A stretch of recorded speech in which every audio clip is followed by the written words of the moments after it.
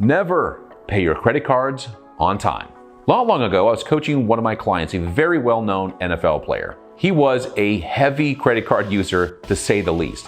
Every month, he'd charge up his credit cards almost to the maximum, but he paid them off every single month. Unfortunately, he couldn't figure out why his scores kept dropping to the mid-low 600s, even though his credit was completely repaired. The mistake he was making is a common mistake. He was paying his credit cards on time. Here's what I mean by on time. If you look at this credit card statement, there's two dates I want you to notice. First is the statement date.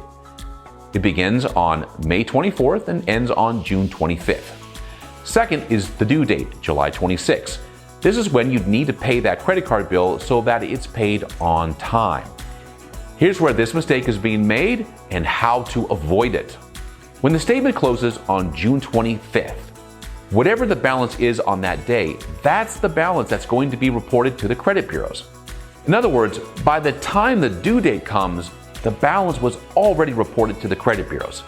Most people mistakenly and understandably believe the balance is reported to the credit bureaus after the due date. This is not the case.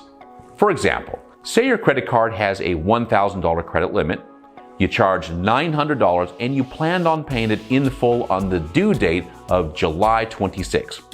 Unfortunately, the end of the statement date was back in June 25th.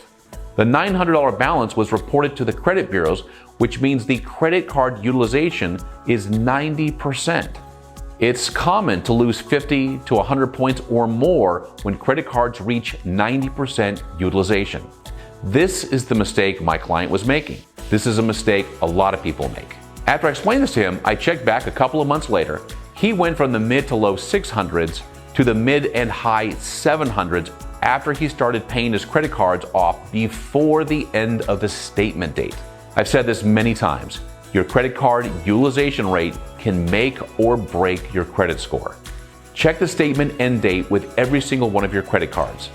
On your calendar, set a reminder to pay your credit cards 3 to 4 days before the end of the statement date.